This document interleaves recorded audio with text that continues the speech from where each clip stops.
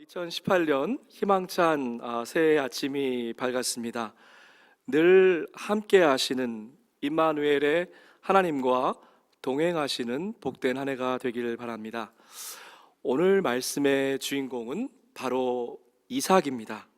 많은 분들이요, 이삭 같은 삶을 참 부러워하시지요. 이삭은 흉년 중에도 100배의 축복을 받았습니다. 파는 곳마다 우물물이 철철 흘려 넘칩니다. 이 이야기를 요즘 말로 번역하면 이런 겁니다. 남들은 다 최악의 불경기에서 헉헉대는데 글쎄 한 해 동안 재산이 100배나 늘어났습니다. 신기할 정도로 손을 대는 사업마다 어김없이 대박입니다. 더군다나 이삭의 삶은 큰 굴곡이 없는 그러한 순탄한 인생처럼 보입니다. 이삭의 주변에 있던 사람들은 모두 다 이름이 바뀌었어요. 제일 먼저 아버지였던 아브람이 아브라함이 되죠. 어머니 사레는 사라가 됩니다. 그리고 이삭의 아들인 야곱은 이스라엘이 됐습니다. 별일이 아닌 것 같지만 이삭을 둘러싼 모든 사람들의 이름이 바뀌었다고 하는 것이죠. 그만큼 어찌 뒤집어서 보면 이삭은 평생 하나의 이름 이색으로 살았는데 그것은 그의 삶 가운데에 드라마틱한 반전은 없었다라고 하는 이야기입니다.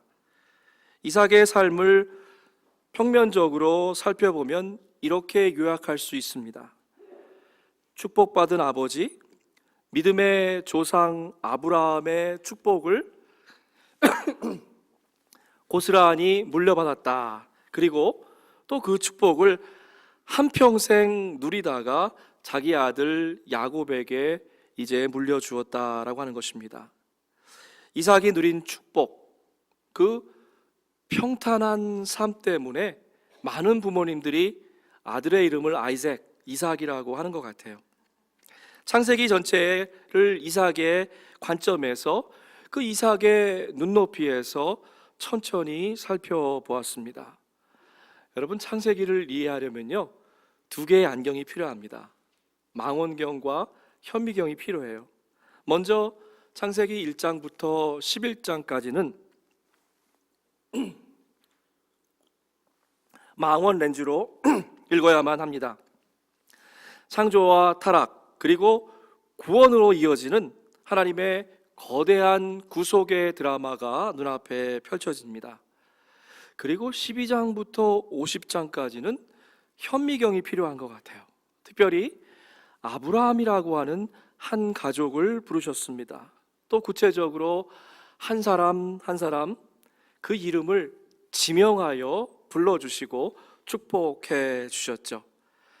아브라함, 이삭, 야곱 그리고 요셉으로 하나님의 축복이 흘러가고 있습니다. 저는 성경 인물 중심의 설교를 그다지 좋아하지는 않습니다. 왜냐하면 자칫 잘못하면 숲은 보지 못하고 나무에 얽매이기 때문에 그렇습니다. 더 심한 경우에는요, 나무도 보지 못하고 잎사귀에 갇혀 있을 때가 있습니다. 이삭의 삶을 입체적으로 펼쳐놓고 보기가 조금 힘든 것 같아요. 충분히 그럴 만한 이유가 있습니다. 왜냐하면 창세기의 저자는 이삭에 대해서 무척이나 인색합니다. 유명한 아버지 아브라함, 또 잘난 아들 야곱, 애굽의 총리가 된 손자 요셉이 창세기 후반부의 줄거리입니다. 이삭이 주인공이 되거나 또 전체 이야기의 핵심이 된 장은 24장과 26장, 불과 몇 장에 불과하죠. 여러분, 여기서 좀 질문이 생기지 않습니까? 왜 믿음의 조상을 아브라함, 이삭, 야곱이라고 합니까?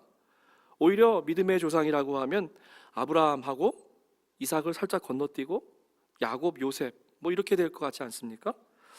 도대체 무슨 근거로 이삭이 믿음의 조상에 포함되는 겁니까? 자, 저와 함께 이삭이라고 하는 큰 나무, 그리고 하나님의 경륜이라고 하는 거대한 숲속으로 함께 들어가 보십시다.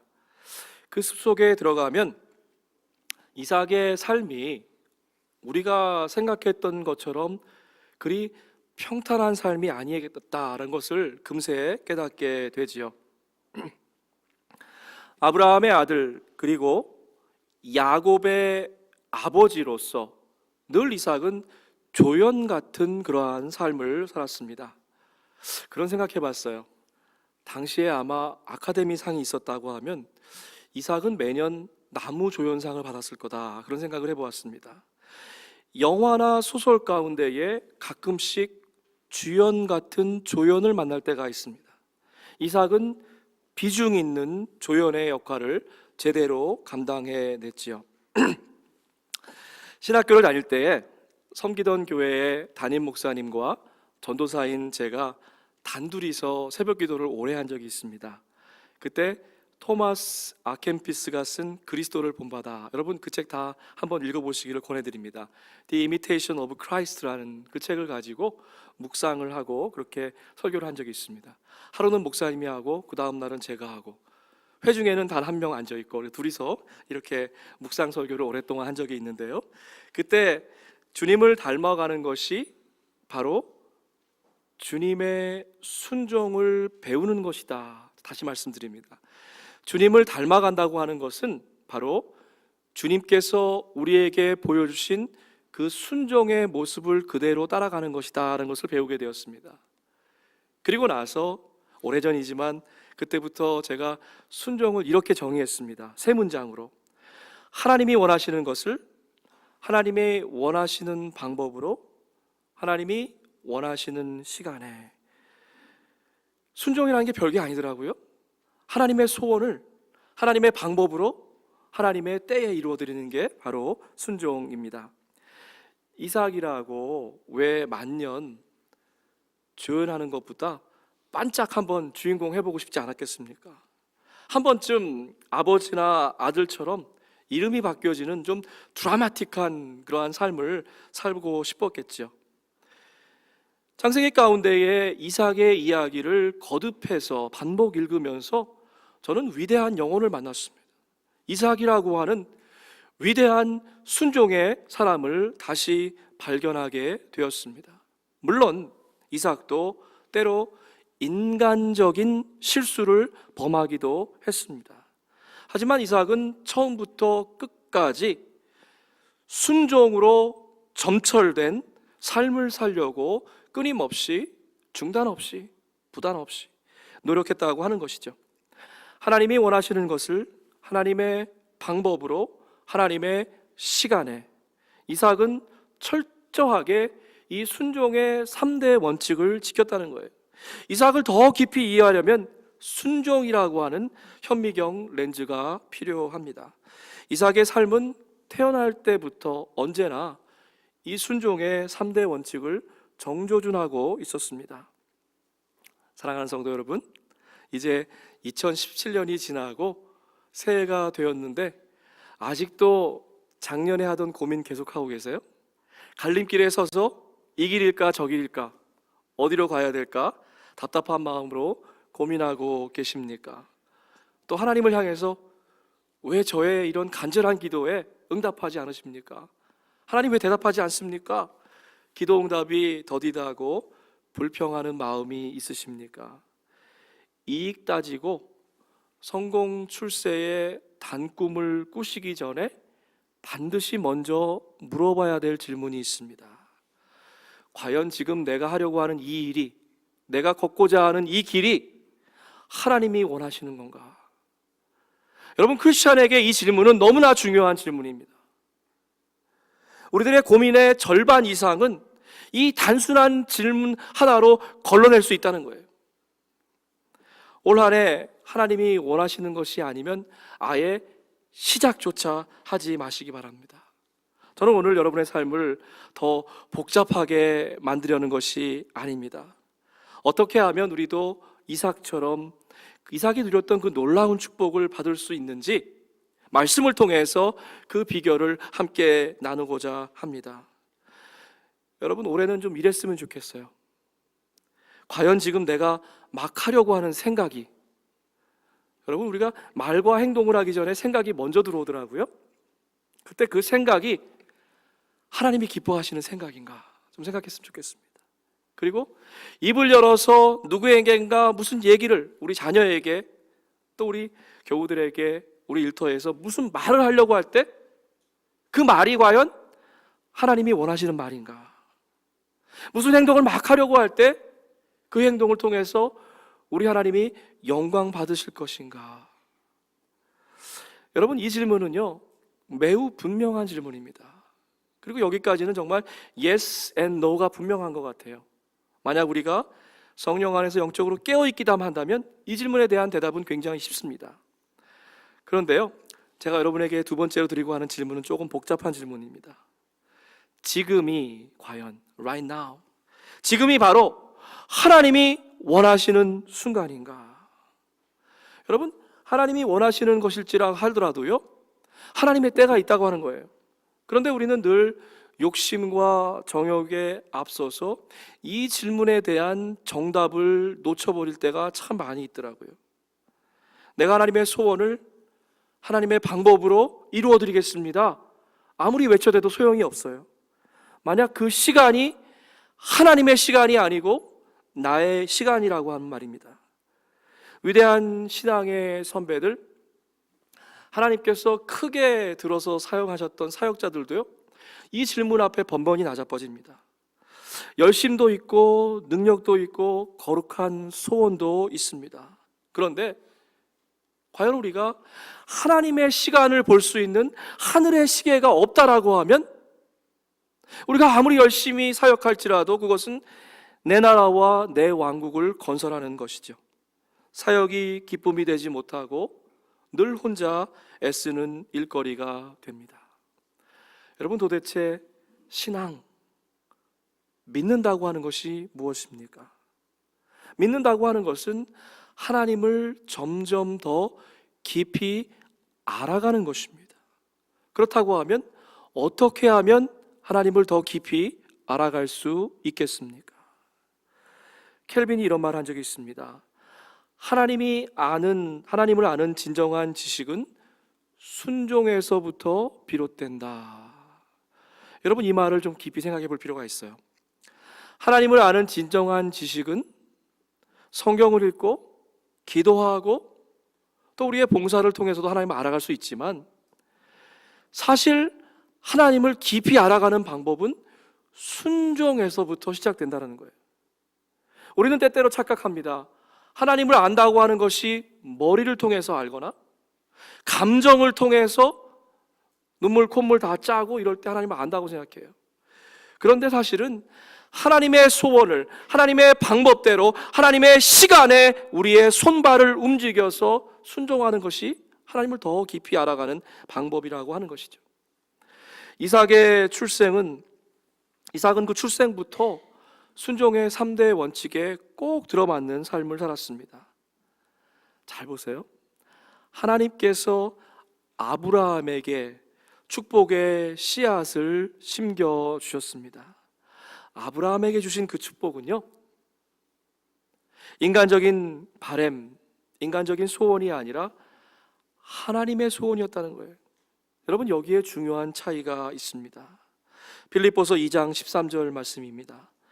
너희 안에서 행하시는 이는 하나님이시니 하나님의 기쁘신 뜻을 위하여 하나님께서 우리에게 소원을 두고 이루어 가신다라고 하는 겁니다. 여러분, 이 말씀이 이해가 되십니까? 하나님이 너희에게 소원을 두고 우리로 하여금 하나님의 거룩하신 소원, 하나님을 기쁘시게 하는 그 소원을 이루어 가게 하신다라고 하는 것입니다. 축복의 시작은 그렇기 때문에 내가 원하는 것이 아니라 하나님의 마음이 우리 안에 부어지고 하나님의 소원이 우리의 마음 가운데 가득 채워질 때 시작된다라고 하는 것입니다. 축복 창고의 열쇠를 쥐고 계신 우리 하나님이, 그 하나님의 마음이 먼저 움직여야 우리가 복을 받을 수 있다라고 하는 것입니다. 아브라함은 이미 늙어서 자식에 대한 소망이 끊긴 지 오래되었습니다.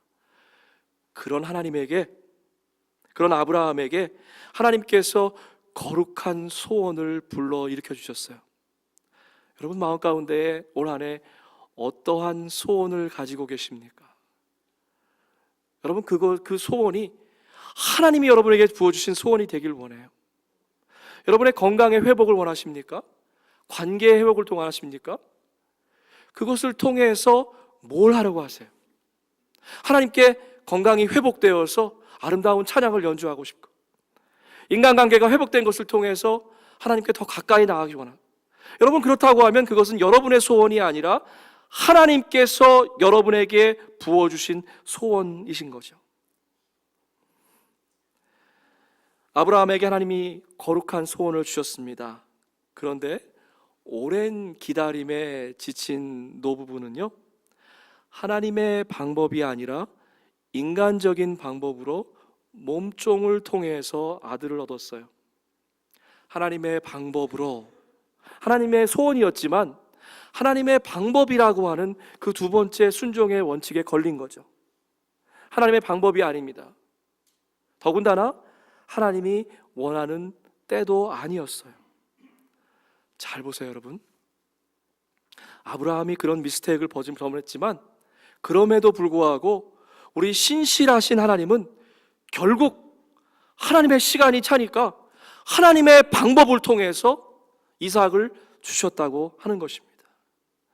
금이야 오기야 눈에 넣어도 아프지 않을 그 이삭이었지만 그의 인생에 우여곡절이 참 많았습니다. 누가 이삭의 삶을 평탄했다고 말할 수 있습니까? 아버지 아브라함은요, 이삭과 단 한마디도 상의하지 않았어요. 그리고 이삭을 번제물로 바치려고 합니다. 아브라함은 번제에 쓸 장작을 아들 이삭에게 지우고 자신은 불과 칼을 챙긴 다음에 두 사람이 함께 걸어갔다. 여러분, 저는 이 장면을 보면서 이삭은 모리아 산으로 올라갈 때부터 벌써 제물의 모습이었구나 이런 생각을 했습니다. 이삭의 뒤를 따라오던 그 아버지 아브라함이 봤을 때 이삭의 아마 그 나무만 보였을 거예요. 그리고 그 위에 얹혀진 이삭의 모습, 제단 위에 올려진 제물을 연상하게 만듭니다. 또 아무 말 없이 십자가를 감당하셨던 예수님의 모습도 떠오릅니다.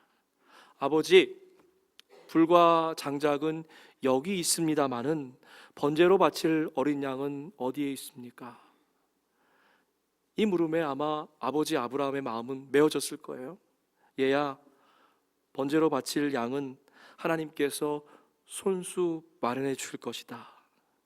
하지만 그 마음 가운데 있는 그 대답은 네가 바로 제물이다. 저 같으면 그냥 느낌으로, 감으로 알았을 것 같아요. 아, 내가 제물이구나. 눈치챘을 것 같습니다. 하지만 이삭은 묵묵히 그 순종의 제단을 향해서 걸어갔습니다. 아버지가 이제 아들의 팔과 다리를 묶어놓고 장작 더미 위에 올려놓습니다. 여러분, 이 대목은요, 진정한 이삭, 순종하는 이삭의 진면목을 보여주는 장면입니다. 한번 생각해 보세요. 100세가 넘은 늙은 노인과 젊은 청년, 이삭이 맘만 먹으면 아버지를 밀쳐내고 얼마든지 그 위기를 모면할 수 있었을 거예요. 이삭은 이때에도 하나님이 원하시는 것을 하나님의 방법으로 묵묵히 순종했습니다. 사랑하는 성도 여러분, 왜 우리의 삶이 때로 고단하고 퍽퍽하기만 합니까? 아직도 내 안에 내가 살아서 꿈틀거리기 때문에 그래요. 하나님께 온전히 다 내어드리지 못했기 때문에 그렇습니다. 모리아산 사건은 이삭의 삶 전체를 송두리째 바꾸기에 충분한 사건이었습니다. 아브라함의 고백처럼 주께서 미리 예비해 주신 그러한 인생이 펼쳐지기 시작합니다. 이제 이삭에게 여호와 이레, 하나님께서 미리 준비해 주셨다고 하는 그러한 멋진 삶이 시작되는 것이죠.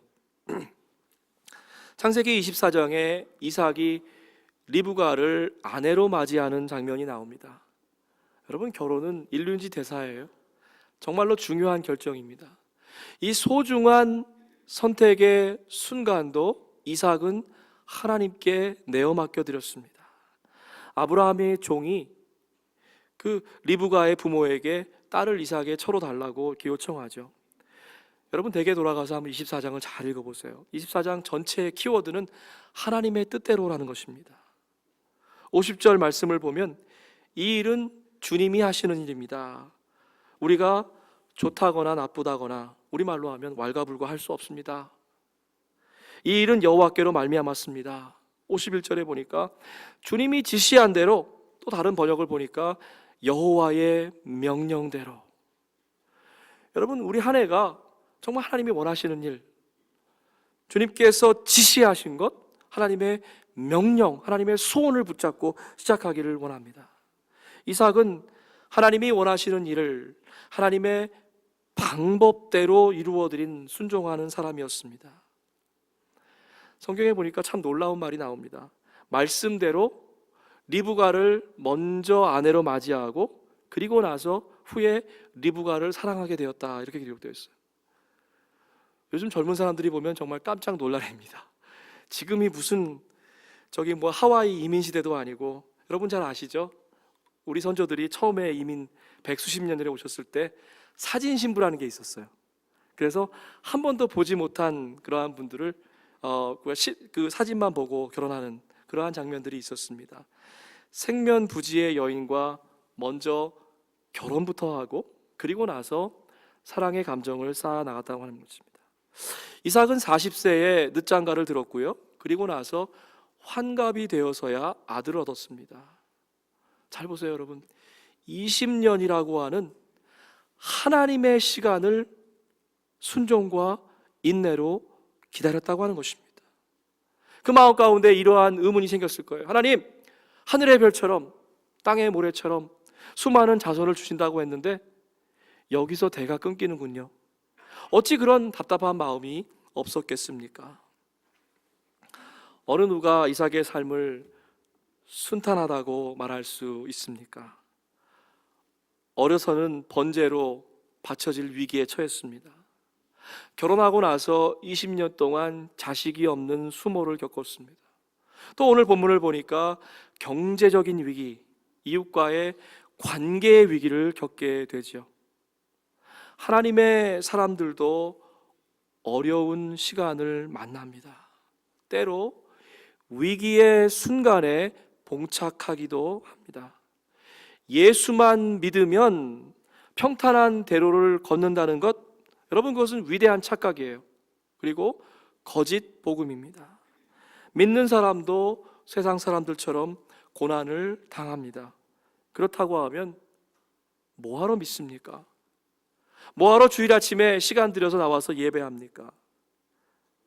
신앙생활하면서 고난을 피해갈 수도 없다고 하면 왜 소중한 물질과 시간을 바칩니까?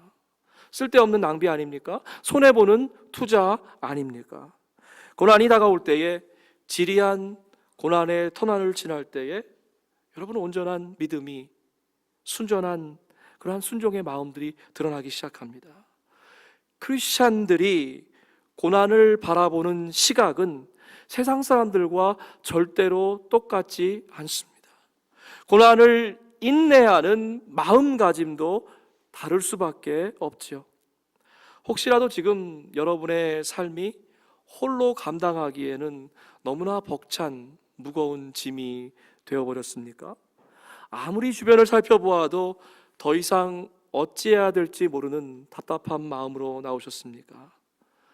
여러분, 그 순간이 바로 순종의 3대 원칙을 시험해 볼 수 있는 좋은 기회입니다. 자, 이삭에게도 땅이 더 이상 먹거리를 내어주지 않는 엄청난 기근이 찾아왔습니다. 상식과 경험을 따르면 당연히 식량이 있는 애굽으로 가는 것이 마땅하지요. 그런데 하나님께서는 이삭에게 그랄 땅에 가라라고 말씀합니다. 이집트로 가지 말아라. 내가 너에게 살라고 한 이 땅에서 살아라. 이삭은 따지지 않았습니다. Wait a minute. 하나님, 제 생각에는 하고 하나님과 변론하지도 않았어요. 말씀을 듣는 그 즉시에 하나님이 말씀하신 그 땅에 이삭의 몸과 마음이 멈춰 섰습니다. 참으로 위대한 순종이지요. 하나님이 원하시는 것을 하나님의 방법으로, 하나님의 시간에, 이삭의 이 위대한 순종이 하나님의 마음을 시원하게, 하나님의 마음을 흡족해 해드렸던 것입니다. 이삭이 그 땅에 씨를 뿌려서 그 해에 100배나 많은 곡식을 거두게 되었습니다. 여호와께서 이삭에게 큰 복을 주시니 이삭은 점점 더 큰 부자가 되었습니다. 여러분, 이삭의 상황과 조건은요, 절대로 그 땅에서 농사를 할 수 없는 형편이었습니다. 하지만 순종의 사람 이삭을 여호와께서 주목하여 보시고 그에게 큰 복을 베풀어 주셨던 것이죠.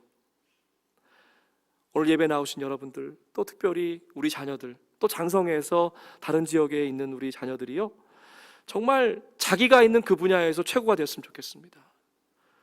섬기는 그 일 사역 가운데에 정말 큰 사람이 되길 원해요. 그런데요, 그렇게 되려고 하면 하나님이 축복해 주셔야 돼요. 왜 그렇습니까?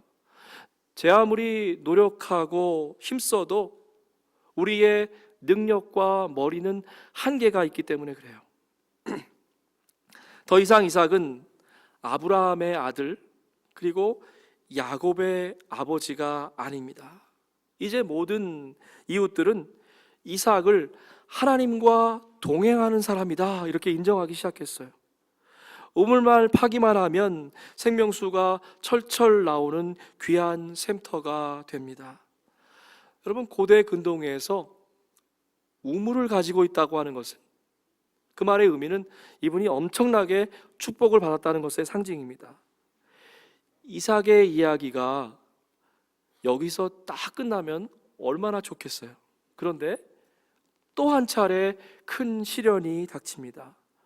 이삭의 성공을 시기한 이웃들이 그 이삭의 우물을 죄다 모조리 다 흙으로 메꿔버리는 거예요. 여러분, 이것은 관계의 시험입니다. 하지만 이삭은 다투지 않았어요. 특별히 우리 청장년들 직장 생활하느라 얼마나 힘드세요? 저도 잠깐 직장 생활 해봤지만 정말 관계에서 어려움이 올 때 힘들더라고요. 그런데요, 이삭은 다투지 않았습니다. 누군가가 우리 인생의 그 우물을 메워버리면 또 다른 곳에 새로운 우물을 파는 거예요. 우물을 판다고 하는 것은 엄청난 시간과 노력을 요구합니다. 나의 앞길을 가로막는 이웃을 저주하거나 그들을 향해서 복수의 칼을 갈지 않았습니다. 이삭은 그저 묵묵히 하나님이 말씀하신 것을 따라서 제 길을 걸어갔을 뿐이에요. 좀 답답하고 미련해 보여도 다시 새로운 우물을 팝니다. 이 미련 곰퉁이 같은 이삭에게 이웃들은 이제 두 손 두 발을 다 들었어요. 항복했습니다. 더 이상 이삭의 축복을 시기하면서 이삭의 앞길을 가로막는 이웃은 없습니다. 그날 밤 여호와께서 이삭에게 말씀하십니다. 내가 너와 함께함이니. 우리 지난주에 읽었던 말씀하고 같은 말씀이죠. 두려워하지 말아라. 하나님께서 위대한 일들을 이루실 때 우리에게 찾아오셔서 똑같은 말씀하시는 것 같아요. 내가 너와 함께한다. 여러분, 2018년이 이 말씀 붙잡고 사는 한 해가 되기 원합니다. 우리의 자녀들이 어떠한 형편, 어떠한 어려움 가운데에 직면할지라도 하나님의 이 말씀 붙잡았으면 좋겠어요. 내가 너와 함께함이라. 그렇기 때문에 두려워하지 말아라라고 하는 것입니다. 성경은 우리에게 같은 메시지를 반복해서 던지고 있습니다. 임마누엘의 하나님, 내가 너와 함께함이라. 두려워하지 말아라. 너에게 복을 주고 너의 자손의 수가 불어나게 하겠다. 여러분, 이삭은 파는 우물마다 흙으로 메워지는 고통의 시간을 겪었습니다. 우리도 살다 보면 우리 인생의 우물이 다른 누군가의 손에 의해서 메워질 때가 있더라고요. 성경은 메워진 우물의 이름을 이렇게 기록하고 있습니다. 에색, 무슨 말이에요? 다툼이라는 말입니다. 신나, 반대라고 하는 이야기예요. 저와 여러분 살아가다 보면 누군가 다투고 또 누군가의 반대 앞에 설 때가 있습니다. 하지만 이삭은 다툼과 반대 앞에서도 믿음과 순종을 끝끝내 잃어버리지 않았어요. 22절 말씀 보니까 마지막으로 우물을 팠을 때에 그 우물의 이름을 르호봇이라 했어요. 그 말의 뜻은 넓은 곳이라고 하는 의미입니다. 여러분의 삶 가운데에 도전과 위기가 찾아올지라도 믿음으로 순종하며 묵묵히 우리에게 주어진 그 길을 걸어갈 때에 하나님은 우리에게 넓은 곳을 열어주신다는 거예요. 여러분, 사역하다가 지칠 수 있습니다. 누군가로부터 어려운 이야기를 들을 때가 있습니다. 다툼과 반대 앞에 설 때도 있어요. 그러나 우리 하나님은 넓은 곳으로 우리의 지경을 넓혀주신다라고 하는 것입니다. 우리의 자녀들이 받아야 될 축복이 바로 이것입니다. 이민의 나라에서 정말 치열한 경쟁을 살면서 하나님께서 우리에게 주신 이 축복은 뭐냐면 세상 사람들과 다른 지평을 우리에게 넓혀주신다는 거예요. 차원이 다르면 경쟁이 달라집니다. 눈높이가 달라지면 우리가 바라보는 세상의 높이도 달라지는 것이죠. 저는 이삭이 믿음의 조상에 포함된 이유가 단지 100배의 축복을 받았다, 눈에 보이는 축복 때문에 그 믿음의 조상에 들어갔다고 생각하지 않아요. 그렇다면 왜 이삭이 믿음의 조상입니까? 어떠한 역경과 고난 앞에서도 우리의 인생의 우물이 메꿔질지라도 하나님을 향한 순종과 믿음의 끈을 놓지 않았기 때문에 우리는 이삭을 위대한 믿음의 조상이라고 부르는 것이죠. 이삭이 브엘세바에 제단을 쌓고, 여러분 이 말씀 우리는 굉장히 평범하게 읽을 때가 많습니다. 근데 여기에 순서가 있어요. 이삭이 가장 먼저 했던 게 뭐예요? 하나님 앞에 제단을 쌓은 것입니다. 주의 이름을 부르면서 예배했습니다. 그리고 나서 거기에 장막을 치고 살궁리하는 거예요. 그 다음에 그리고 우물을 팠다라고 기록하고 있습니다. 이 장면은 이삭의 믿음과 순종의 완결판입니다. 짧은 한 절의 말씀이지만 이삭의 평생의 순종의 삶이 이 한 절 가운데에 고스란히 녹아져 있다라고 하는 거예요. 사람들은 누구나 먹거리를 찾는 것, 다시 말하면 뭐예요? 우물 파는 것에 급급합니다. 그리고 우물이 메말라 버리면, 누군가가 내 인생의 우물을 막아버리면 불평하기 시작하죠. 그리고 복수의 칼을 날카롭게 갑니다. 언젠가는 한번 찔러야지. 눈앞에 닥친 경제적인 위기와 관계적인 위기 앞에서 늘 넘어집니다. 하지만 이삭의 삶에는 분명한 우선순위, 프라이어리티가 제대로 매겨져 있다라고 하는 것이죠. 제일 먼저 한 게 뭡니까? 제단을 쌓는 일이에요. 제단을 왜 쌓습니까? 하나님 뭐 원하십니까?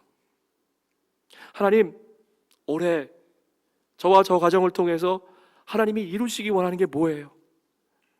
아까 우리 읽은 빌립보서 말씀, 하나님 우리에게 거룩한 소원을 먼저 주셔서 우리로 하여금 그의 소원을 이루어드리게 한다라고 말씀했습니다. 예배의 자리 때마다 우리가 묻는 질문은 단 하나입니다. 하나님의 소원이 무엇입니까? 하나님의 그 소원을 어떤 방법으로 언제 이루어드릴까요? 라고 묻는 것이죠. 그리고 나서야 내가 머무를 장막을 치고 새로운 우물을 파기 시작합니다. 사랑하는 여러분, 2018년 새해에 우리의 삶 가운데에 하나님의 질서가 회복되기 원합니다. 우리 공동체 가운데에 하나님의 주권이 다시 한번 선포되어지길 원합니다. 가장 먼저 간구해야 될 것은 하나님의 나라와 의인 것이죠. 세상 사람들은요, 순서를 잘 몰라요. 눈앞에 닥친 어려움, 가장 급한 문제, 바로 우물의 문제에만 혈안이 되어 있습니다. 그러나 우리는 급한 것이 먼저가 아니라 중요한 것이 먼저가 되는 한 해, 하나님 앞에 제단 쌓고 예배드리고 하나님의 뜻을 구하는 한 해가 되길 원합니다.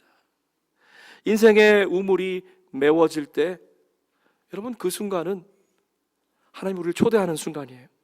생수의 근원이 되신, 인생의 물이 아니라 우리가 보기에 달콤해 보이는 그 물이 아니라 생수의 근원이 되신 하나님께 다시 집중하기를 원하는 그러한 시간인 것입니다. 내 방법과 내 시간을 겸손하게 내려놓고 이제 좀 하나님의 방법대로, 아무리 그것이 좋은 것이고 입은 하나님의 소원일지라도 지금이 하나님의 시간인가를 묻기를 원합니다. 2018년 주 안에서 승리하는 복된 한 해가 되기를 주의 이름으로 축복합니다. 아멘. 함께 기도하겠습니다. 하나님, 오늘 말씀을 통해서 하나님의 소원을 하나님의 방법대로 하나님의 시간에 이루어지는 순종에 대해서 함께 묵상했습니다. 하나님, 오늘 말씀을 나눴지만 이 하나만은 꼭 우리가 마음 가운데 간직하게 하여 주옵소서. 이것이 하나님이 원하시는 일일까? 이 방법이 하나님의 방법인가? 지금이 하나님의 시간인가? 하나님, 올 한 해 동안 이 질문 가지고 하나님의 뜻대로 하나님이 원하시는 것들을 이루어드리는 귀한 공동체가 되게 인도하여 주옵소서. 감사하옵고 예수님의 이름으로 기도합나이다. 아멘.